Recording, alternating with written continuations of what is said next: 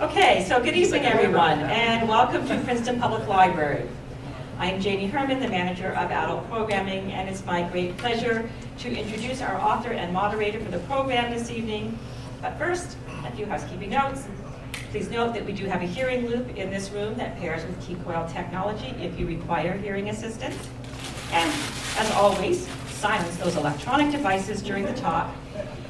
We also ask that you hold your questions, as there will be a chance for audience question and answer at the end of the discussion. This event tonight is being presented in partnership with the Meadows Environmental Institute, located at Princeton University, and we want to thank them deeply for their support. We'd also like to extend our thanks to Labyrinth Books for being our bookseller today. A book signing will take place immediately following the program. So we are here tonight to celebrate the release of Saving Ourselves from Climate Shock to Climate Action by Dana R. Fisher.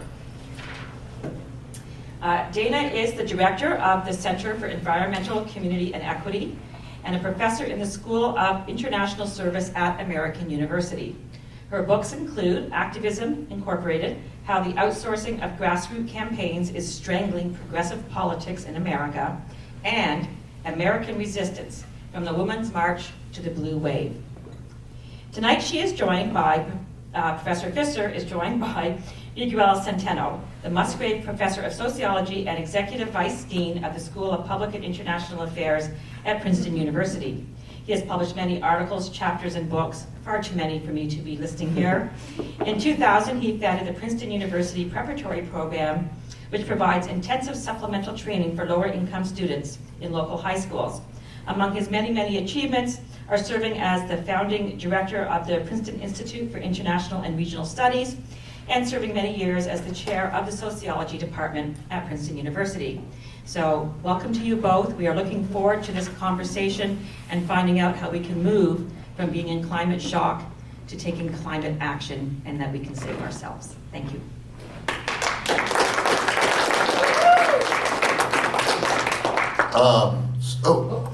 Whoa. How do I lower this? I know, we got it. Okay. With Just like Tucker asked Putin, I'm going to send you a couple of softball questions. And then you can tell us for a thousand years of Russian history. So if you want to just tell us what the origin of this book, how it fits into what you have been doing, and how it's different. How do you feel about it? Do you like it? I like the book today. So the background of this book is this is the most trade book I've ever written. So I've written a number of books. The other two that were listed are other ones that were academic trade crossovers. This one really is very much geared towards a trade audience, so for the general public.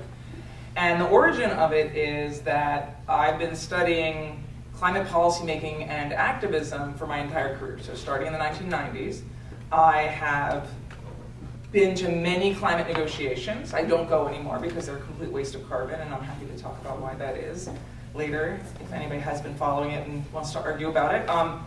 But it's been very clear to me, having done all of this research around climate policymaking, around the role that activism is playing, that we need to bring it all together. And so with this book, I basically agglomerate all these data that I've collected since the 1990s from multiple waves of research with policy actors, multiple waves of research with policy elites, as well as tracking how activism has changed over that period of time. And the idea is, instead of writing another academic book or a book that really kind of hedges and talks about theory building, etc., I end with some prescriptive comments, and I basically make some predictions. I mean, the other thing that I did during this period of time is in 2019, Andrew Jorgensen and I wrote a piece for sociological theory called Anthro-Shift, which proposed the theory of the Anthro-Shift, which is a theory to understand social and environmental relations and understand how social relations shift in response to risk and risk pivots. It was very abstract, and the sociologists in the room, you should check it out. Everybody else probably don't want to. But since then, I was asked to write a more accessible version around climate change to this theoretical piece that came out sometime over COVID, and it was called Anthro-Shift in a Warming World. And it was very much about thinking about how we can get to climate action by thinking about the theory of anthro-shift.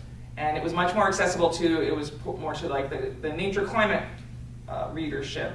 And that became the backbone of this book because it was really well received by the climate policy world, and I realized it was actually an accessible and interesting way to start to think about how we're going to actually get to climate action. Because, well, as you know, the book basically lays out the fact that I've been studying climate policy making for all of my career. I started out in the 1990s studying the Kyoto Protocol, which is like ancient history now. And many of the climate journalists, you talk to, and I say, well, I started with the Kyoto Protocol. The what? Because that's how long ago it was. And nothing has gotten really better. We really haven't gotten much better. We have made incremental progress, which is nowhere near where we need to go. And we still are faced with this amazing risk, except for that when we started out, we were only talking about polar bears. In fact, we're talking about polar bears again now because the polar bears are starving, as you know, which is terrible. Yeah. But we started out by talking about how we needed to do something because it might affect us, but polar bears. And now it's, if we don't do something, we're all in very big trouble, and we're experiencing these climate shocks that are becoming more severe and hitting us more frequently, and we know that that's going to continue to happen. And still we aren't getting the policy outcomes that we need. And so I wrote a book, and I wrote a book basically that gives advice and uses this theory to think about it. And I have to say that one of the most interesting things, and one of the reasons I do like the book today, is that I've had all of these journalists actually call me and say, I want to talk to you about this anthro-shift idea, which is hilarious because I was like, well, you could read sociological theory. And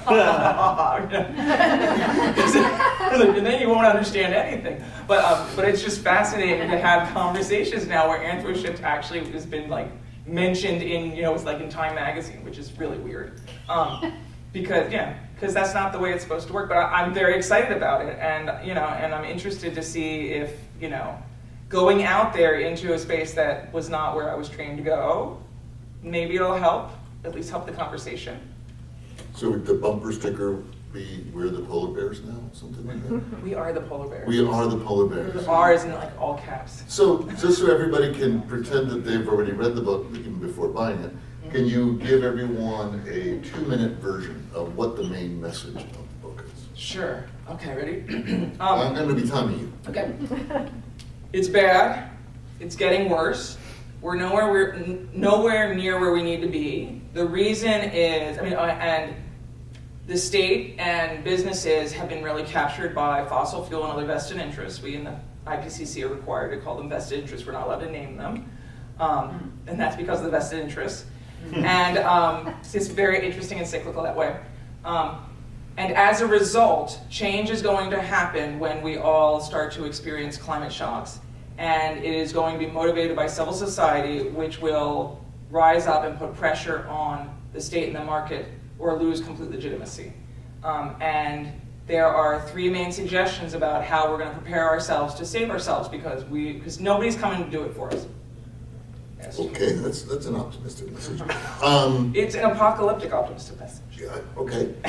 So you say that collective action will require more community, and you talk a lot about community in the book. Given what we've seen the last 7 years or the last 10 years, why do you hope community? That would be the last thing, the last resource that I would think of that we have a lot of in our society. You're right that we have had such political polarization. We've had a real collapse of community, and community also has been negatively affected by the diffusion of social media and other, the fact that people are much more individuated and focused on their screens than they are investing in their communities. However, communities are the place that responds when we experience disaster, right? And it is actually like thick community and thick ties within communities that is what we talk about when we talk about resilience. And what I think is interesting in working in this world, the climate world and the climate policy world, is everybody wants to talk about, adaptation. And adaptation is really about how do you make your environment, capable of handling these shocks, these droughts, these, fires, these, extreme heat, extreme weather events, rain, et cetera, and, atmospheric rivers, et cetera. And the thing, though, is that while the environments need to be prepared for it, the communities need to be prepared for it too. And there's a lot of research that talks about how, number one, places that are hit with disaster frequently experience these windows of opportunity for decision making. And that those opportunities to try to respond in a responsible way and take care of one another. And you can think about, we can think about it after Hurricane Sandy, if anybody was, experienced that. We can think about it after Hurricane Katrina. I was actually in New York City yesterday. I was talking to people and I was like, so I was there when 9/11 happened. And anybody who was in New York City when 9/11 happened, it was amazing the way that the community rose up to take care of it, take care of one another when there was this devastating loss. And those are those moments when community matters. The more community there is, the more socially resilient a space is. And then one of the things and one of the challenges that we face, I think, today is that when we talk about politics, like not politics in like the sociological way, but politics in the instrumental way that people do politics today, while we have an election coming up, we start to think very much not about these local social embedded ties, and rather about how we can get people to, to text random strangers and tell them. I don't know if anybody else got hit. Like yesterday, I got like 5 different texts. Barack Obama texted me yesterday at my party. I don't know if you guys were lucky enough to get that text message, but anyway, so, and the unfortunate thing is that has been used as a replacement within our political system to real community. Right. So I actually believe strongly, and my research has shown this over, the past 20 years, that without community, politics doesn't work very well, but also without community, we do not handle and we cannot withstand the kind of shocks that are coming for us. And the communities that don't have resilience like that are the communities that are going to face really dire consequences. Well, let me be just a dark boomer for a moment. Go ahead. Community, for example, 9/11. Uh-huh. You're right, I think you're certainly empirically right, adversity does create community. But usually when you can blame that adversity on somebody, and the community comes together as us because they did it. Right. Who's the they in climate change? The they, the fossil fuel interests. Already today, we see a lot of young people who are very, very clearly pointing the finger. There are also other activists as well, but it has become abundantly clear the way that the privileged access to resources and power, that is political power but also economic power, has empowered certain economic actors to have access to these fossil fuel interests and to be deeply embedded, even though it's very clear that they are causing a problem. And even though we are still, the idea that, 2 years ago we published the most recent assessment from IPCC, and in the summary for policymakers, they had to clean out all reference to fossil fuel interests, right? Which is shocking in a lot of ways today, thinking about it, but at the time we were like, we know what's going to happen because Saudi Arabia voted and they want to take it out. And they get to say that because of the way that the process works. But the thing is that young people today, for sure, understand that's the bad guy. Mm-hmm. The problem is that they are so deeply embedded in our society that they need to be extricated. So they will be the bad guy. They will absolutely be the bad guy as things get worse and worse. As we see climate migration increase, as people have to move because resources become scarce, as water becomes scarce, as fire shifts people, as frontline communities basically either have to move or die. And we do so well with migration around these parts. So it's going to be it will cause a lot of social conflict, and that social conflict is going to lead people to have to, want to address it, and there will be a bad guy. And they may have enough resources to hide, but I'm not sure how long they'll be able to hide. Yeah, I worry about identifying the bad guy because I can see, the standard New Yorker cartoon of the Porsche Cayenne SUV saved the whales as a bumper sticker. Yeah. Do people really absorb that they might be responsible because part of their 401k is an Exxon? How do you deal with that? Well, I think that first of all, there's been a lot of pressure, specifically coming from fossil fuel interests, to redirect everybody's concerns away from the systemic process to individual action, right? And there's been some really great research that's come out talking specifically about how that redirection happened and how the greenwashing has happened.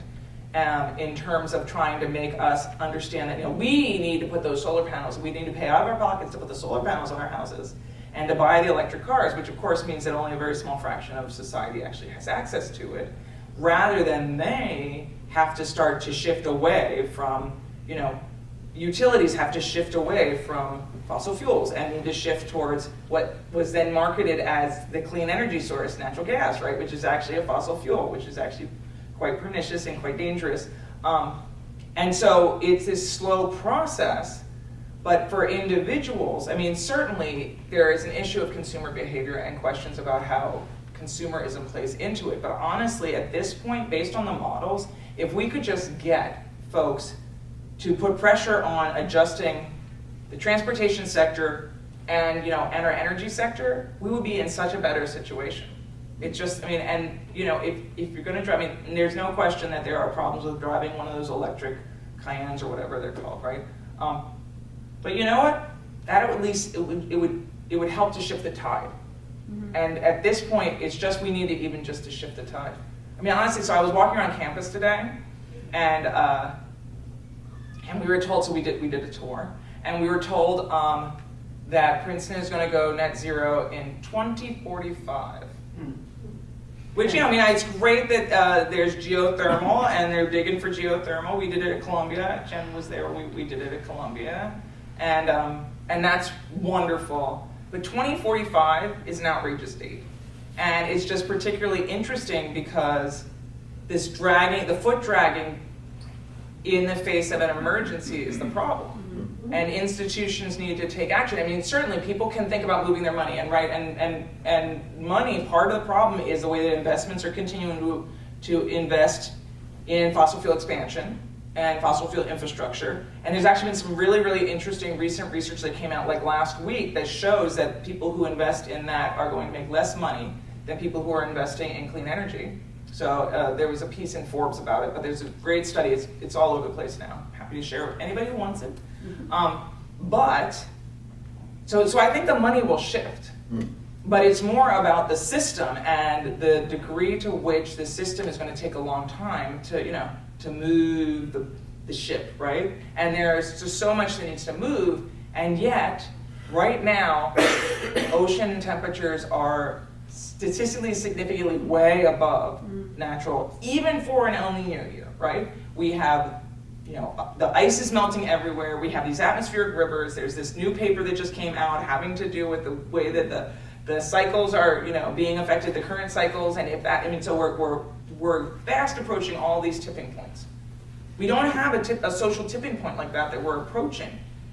But the argument really in the book is that those tipping points, as we get closer and closer, and we experience so that we're no longer thinking about the poor starving polar bears, we're thinking about our friends and neighbors who are getting flooded out repeatedly, or are going to have to bring in water because they have no longer water access because they live in certain areas that are becoming increasingly arid. Mm-hmm.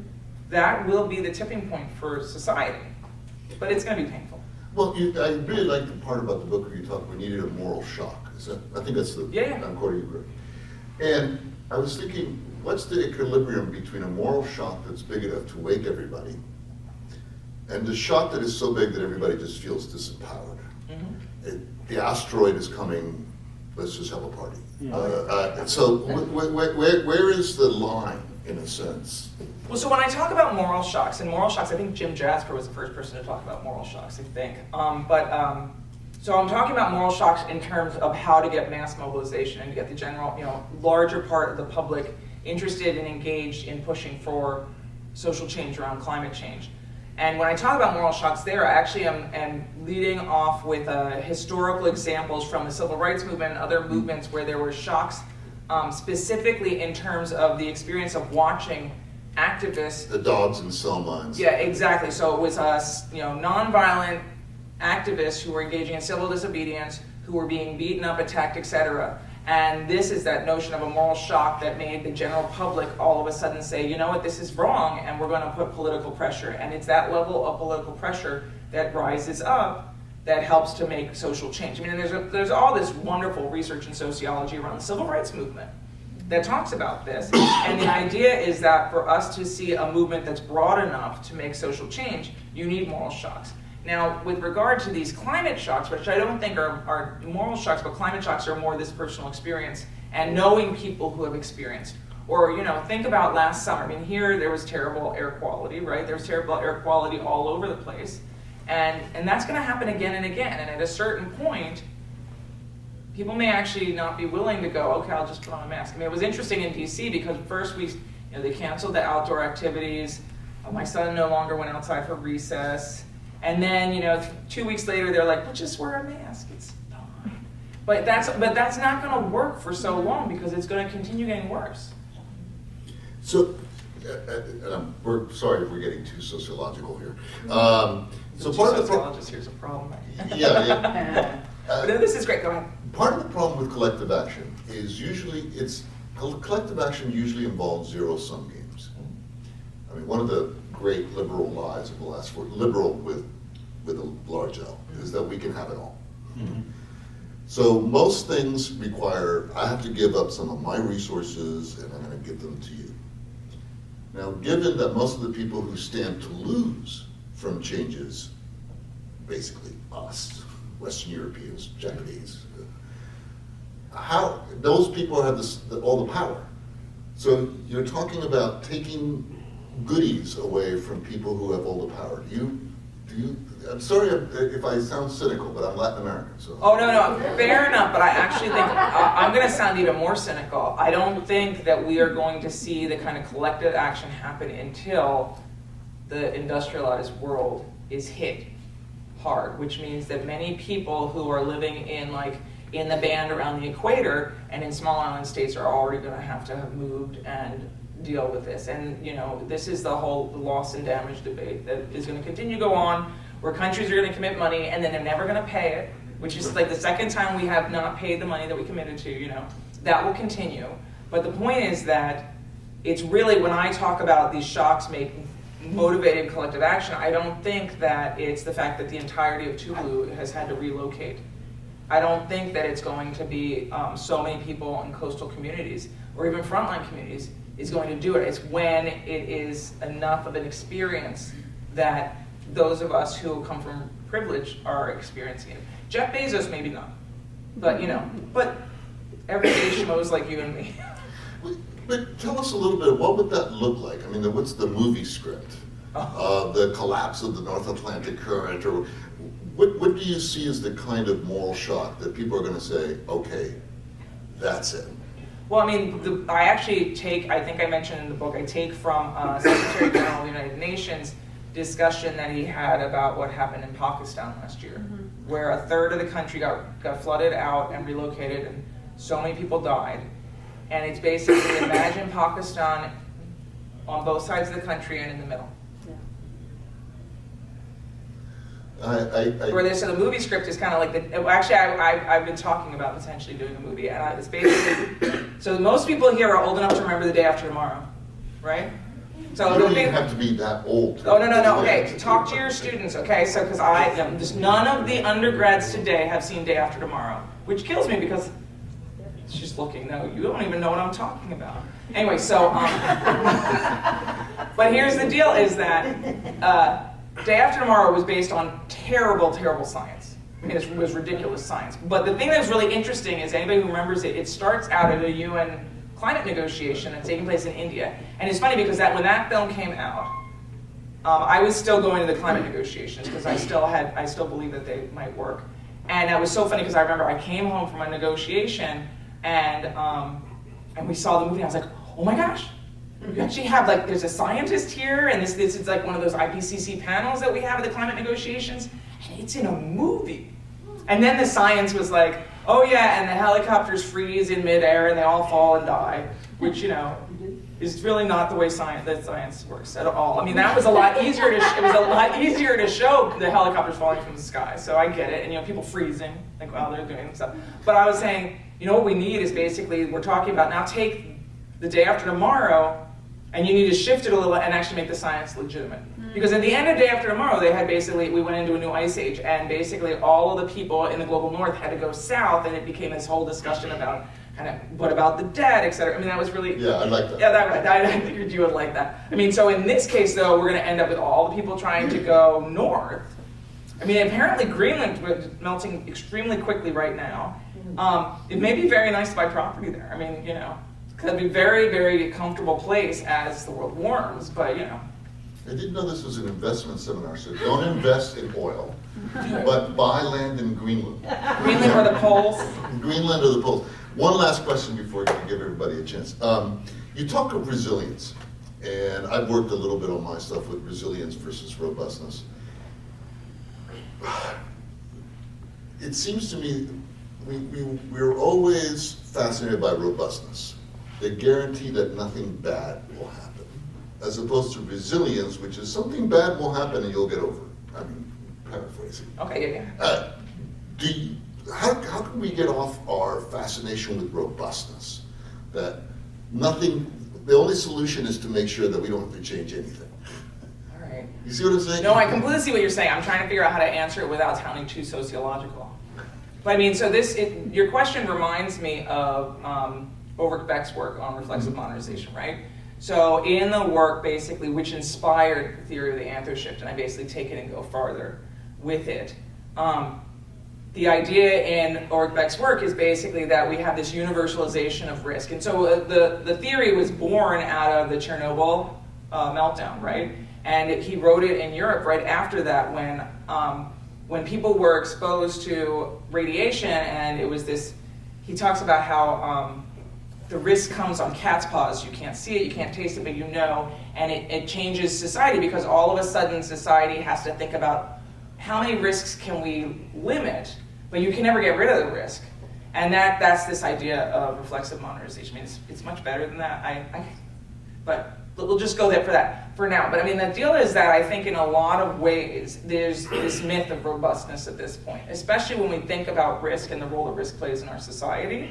I mean, and at least the way that we talk about it in the original theory of the anthro-shift and the way that I've adapted it here or applied it here, robustness is never going to happen. I mean, anybody who is paying attention to any of the scientific literature around climate change right now, and I mean the peer-reviewed stuff, okay, the writing is on the wall. In fact, unfortunately, you know, so when I did my dissertation, so I finished in 2001. I defended 2 weeks after 9/11, in fact, which was very hard because I had to fly back from New York City, which was very difficult to defend it. But I was asked to bring in the IPCC report. That was IPCC report number 3. We just finished 6, and I had to, because I was funded through this NSF Iger grant, so I had to have this little discussion of the actual natural science in there, and I worked with this famous author who had been on the IPCC, and it was all the same stuff we know now, except for the certainty. Like there's, you know, the level of certainty is just so much higher. And the models, if you look at these models for, you know, options that we have to get us to stabilize the temperature, right? Stabilizing the temperature, 1.5 degrees, by the way, it's over. Anybody who didn't realize that yet, and if you looked at the recent news. So now it's, you know, can we stabilize below 2 degrees Celsius of warming, which is still warmer than we have, much more warming than we already have now. Those graphs basically make it clear that we need to have capped out emissions and start going down in terms of the amount of CO2 emissions that are going to the atmosphere every year, right?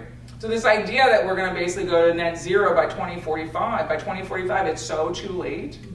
And that's the whole thing that I think is just laughable. And, you know, when I talk to my students, like back when I started, you know, teaching, it was this idea, and then I ended up having to talk about the precautionary principle, and we talked a lot about polar bears, because, you know, and now instead I said, the thing is that the science is very clear, and all of these models from the IPCC that talk about how we're going to get out of this, we need to have substantially reduced how much CO2 is going into the atmosphere every year within 4 years.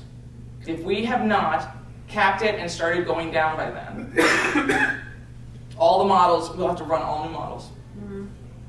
I mean, and granted, I have a lot of issues with models, and as a sociologist, there's a lot of things missing in the models, like, you know, war, famine, a lot of the devastation I talk about in my book. So, I mean, there's a lot of problems there, but those models make it pretty clear about what the feedbacks will be in the natural world, and none of it's good. So robustness, I mean, it's a wonderful myth, but I mean, I think that people are not reading the literature. I think this is all a conspiracy to make people, as they get older, feel much better. Because I won't be around. Hey, it's okay. I was talking to some activists last night, and the two things I was going to mention before we open up for a conversation is, so first of all, a lot of them were saying, well, basically the question is how much is this about just passing the buck and leaving it to the next generation, or two generations from now, because that's when like the worst of the climate shocks will come. I'm not really sure, based on the natural science. Some of the people who are doing the work in Europe, I don't think we have until my daughter has kids for us to see the worst of it. I think we're talking, it's coming much sooner, and a lot of the research is saying that now. But we were talking about that, and it's this question, and that's one of the reasons that a lot of young people are feeling very anxious and very, very concerned. You did ask this other question I just wanted to talk about before we open it up, which was about if things are so bad, people are just going to give up and have parties like they did at the end of Don't Look Up. Right. Well, before Meryl Streep was naked. Before that, but so anyway. And she gets eaten. Yeah, but she gets eaten by that thing. Yeah, the thing. Anyway, all that being said, but before that, everybody had a party. But what's interesting is, as you may know, I survey protesters. That's one of the ways that I collect data. I think Jen has helped me collect data in this room. No? But and it's funny because I reconnected with one of my old friends who's in the back here, because I surveyed her at the Women's March in 2019, which was really fun. Or sorry, 2017, which was really fun. We bumped into each other, hadn't seen each other since high school graduation. Anyway, thank you, Karen. But so I surveyed protesters, and so I most recently surveyed at the March to End Fossil Fuels, which was the protest that happened right before the UN met in September in New York. I came up with a team from DC, and I had some sociology students from NYU who helped us collect data.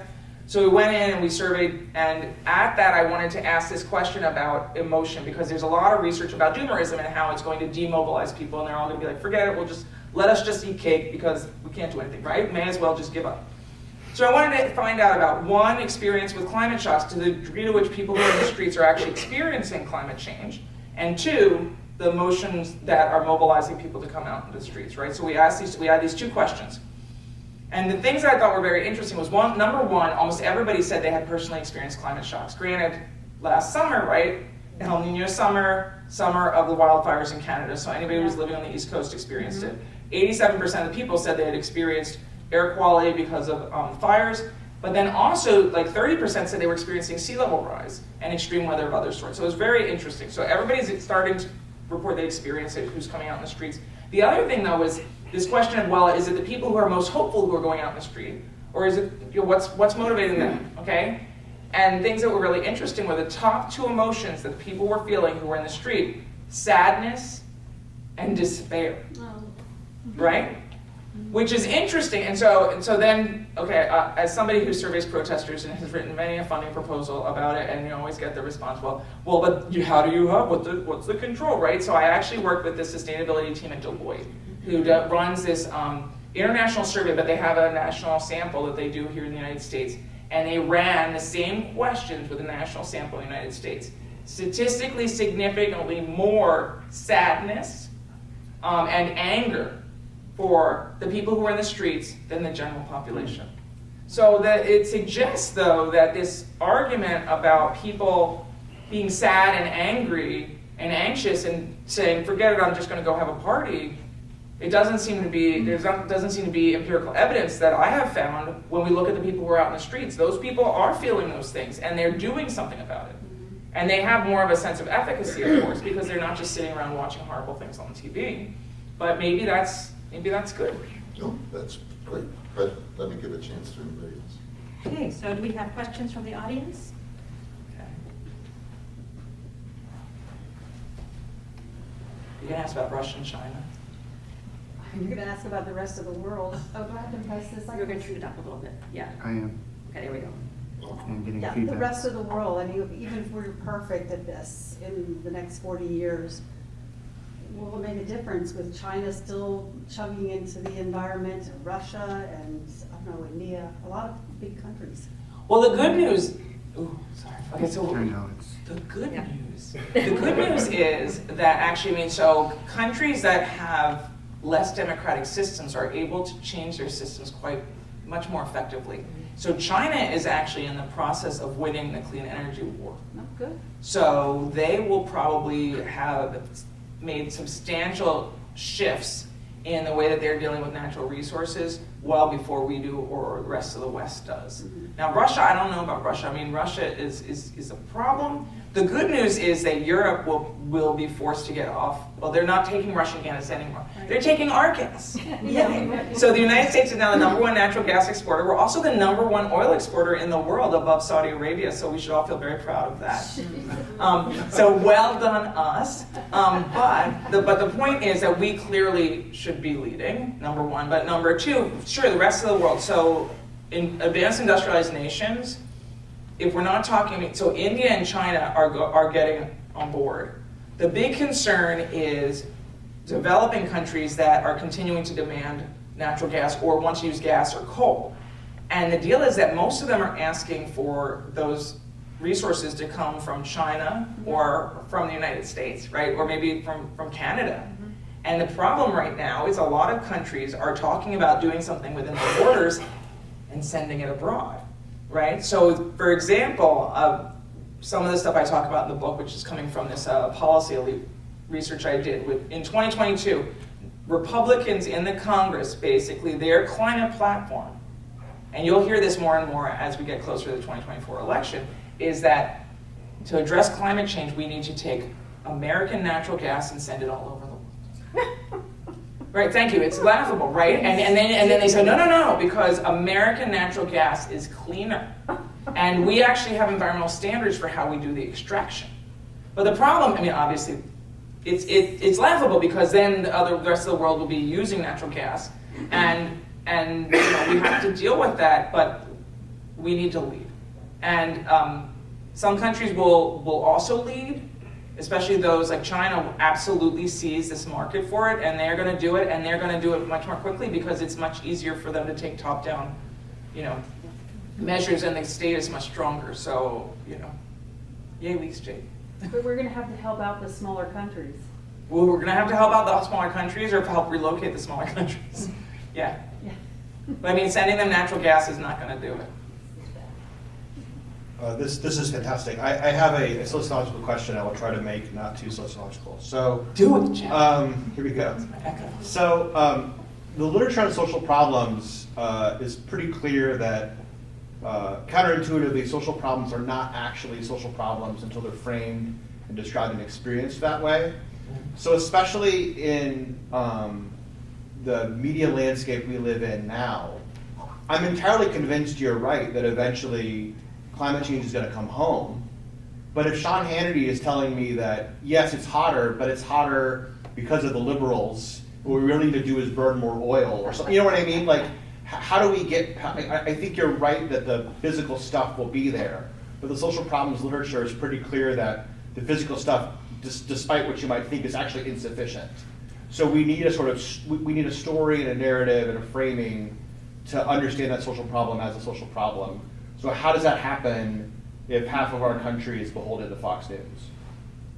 I can't believe you brought up Fox News. So first of all, it's funny you asked it this way, because so as somebody who's been studying environmental policy making for most of my career, and initially it was like, how is that sociology? We finally have gotten to the point where people recognize that climate change is actually a social problem, and we're going to be the ones who help figure it out because we understand social systems.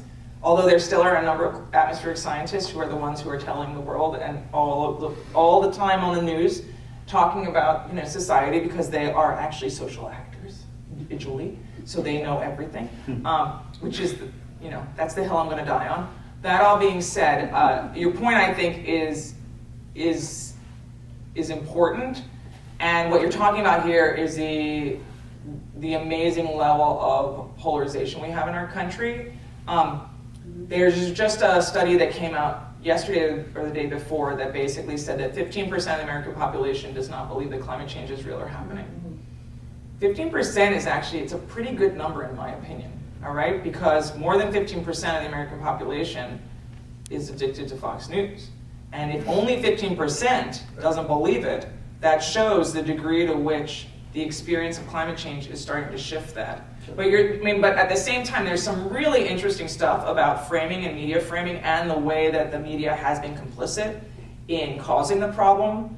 My big challenge with the media right now, or my challenge to the media right now, is that, okay, so you may or may not know this, so right now we're going through the primaries, right? So I know you know that, but at the primaries now, every single primary there has been a climate protest, and activists have disrupted the primary and been arrested. Anybody know this? No. So the people in the media, and I actually talked to 2 different producers at 2 different networks, their policies, they don't cover it. If the activists come, they turn off the cameras. What? Right? Because it encourages them. Oh, jeez. That's right. The media is complicit in some of this. They're causing, so framing social problems is also about framing the media. And there's some really interesting, that's like, I don't know what to do with that information. I was trying to figure out, do I write something in sociology, but I don't know. Anyway, so that one I'm trying to encourage them that they should be covering it, because what's going to happen is there are going to be more people, and they're going to be more disruptive the less media attention they get. Right? But the other thing is this question of the way that the media also, and Amy Westerveld, if anybody doesn't know her and is interested in climate, should really check her out. She's an investigative journalist. She's awesome. Her big thing right now is identifying and pointing out the ways that most of mainstream media is also funded and supported by fossil fuel interests. Yes. And it has a big effect on the ways that the media is framing the message. I have to say that's interesting because I've done a couple of things where I did this one show for The Hill, and then at the bottom it was brought to you by the American Petroleum Institute, which I had no idea was going to be there at the bottom. Yeah, I know. And I was like, oh my gosh, this is so embarrassing. But it's everywhere, and so that will make a difference. But I think we as sociologists can help to understand and shine a light on the way that the media has been captured and how that affects the way the media covers information and how it frames the message. Wow. Yeah. Okay. So this is a question about kind of a how-to.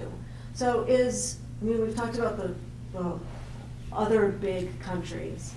In the United States, is local activism a place to put one's attentions? For example, New Jersey has a very strong network of these nonprofits who are putting the heat on the state government, the legislature, to withdraw from these fossil fuel projects, to not make I-95 larger, et cetera, et cetera.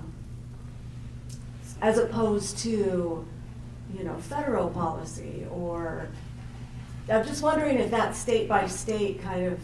Yeah, I think, one of the things that I've been asked a bunch about where the change is going to happen. I'm pretty convinced that what we're going to see is this patchwork by state. It's much easier, and community by community. So you're going to have some communities that prepare and are available when shocks come. They'll help people who become unhoused. They'll help the people who are most at risk. And some where they're not. Florida. Where they're not going to have they already don't have any insurance, right? So it's just that next big one, and then what's going to happen?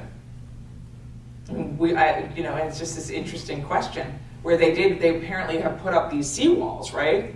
Which only works to a certain degree, and then, and there you go.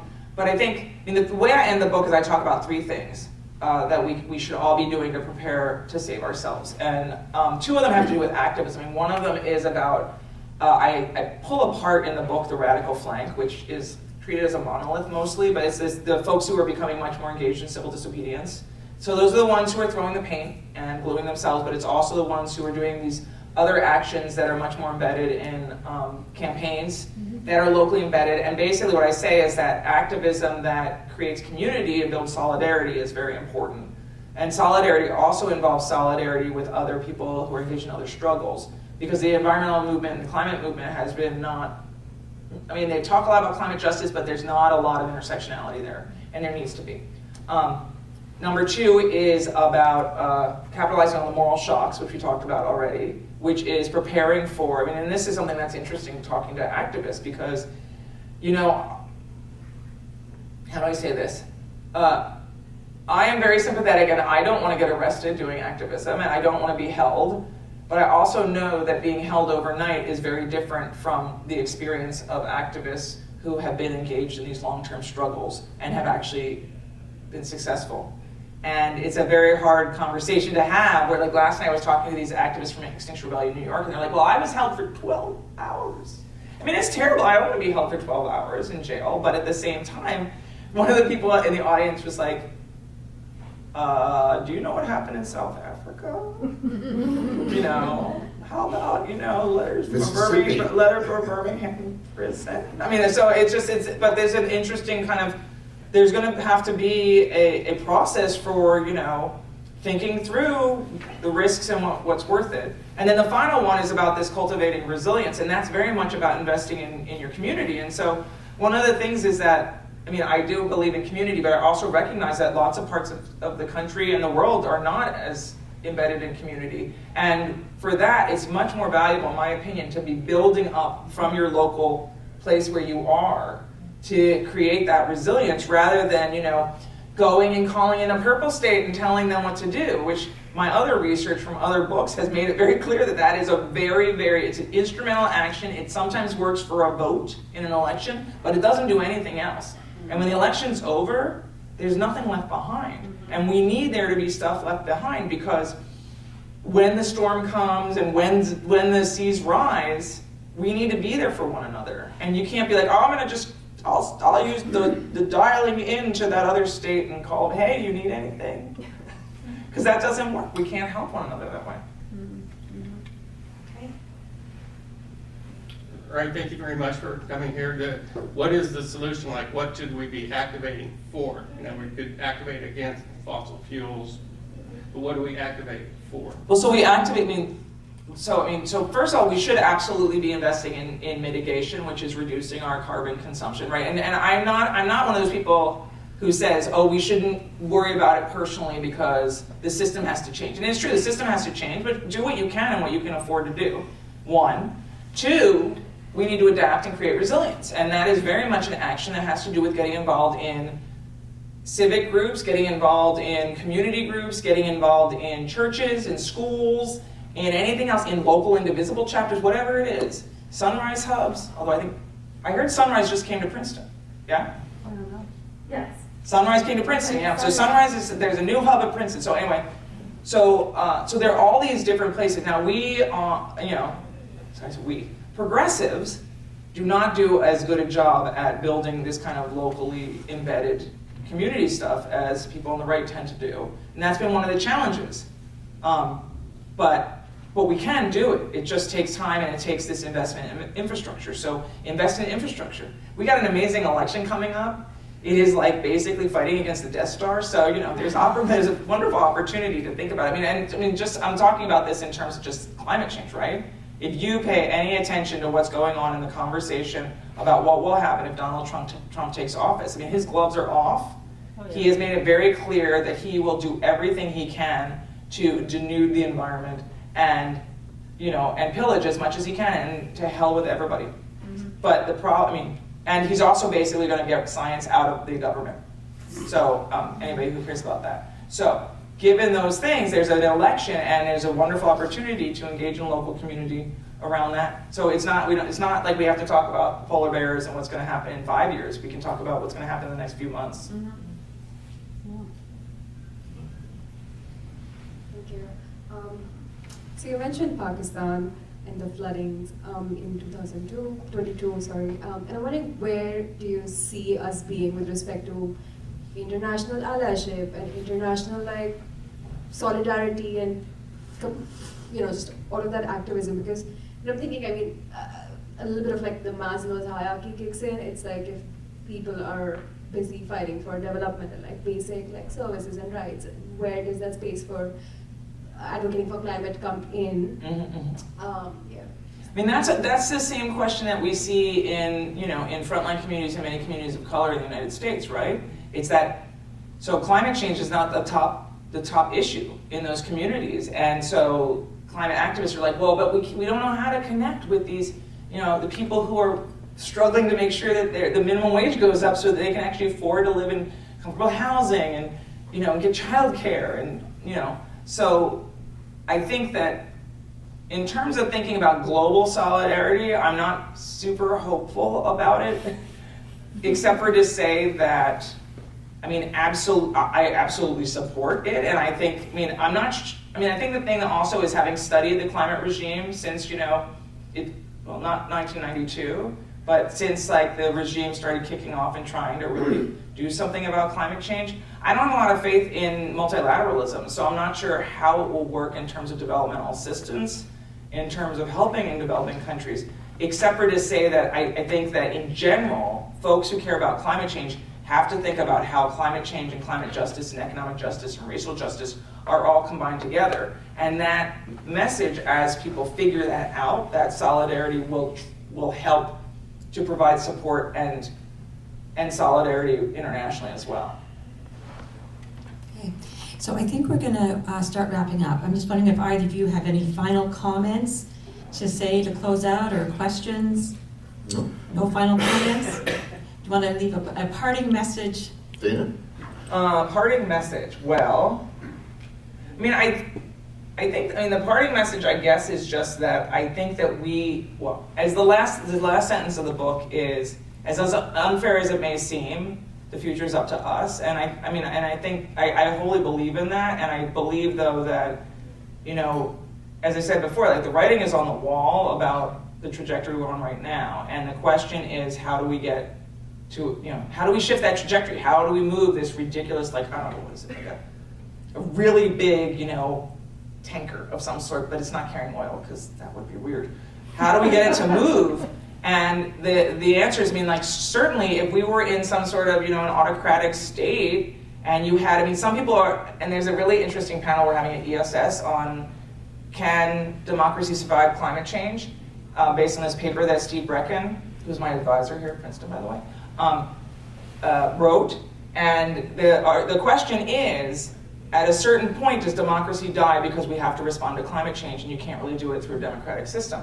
And so there's going to be a debate that we're having at ESS, so come to ESS. It's in 2 weeks in Washington, D.C. But before that, I think that there's this interesting question, right? So if it's all about we're going to support and believe in democracy, then the future is up to us, because clearly the state and the market, the way they're set up right now, is not set up to respond to this challenge. But we have it in ourselves. Certainly people have risen to fore, and we can do it, but it's going to be hard. Okay, thank you so much. This has been very enlightening, and we want to thank you for coming to share in this. And as we said, Labyrinth Books is here for copies of Saving Ourselves will be on sale, and there will be a book signing. So let's a round of applause here.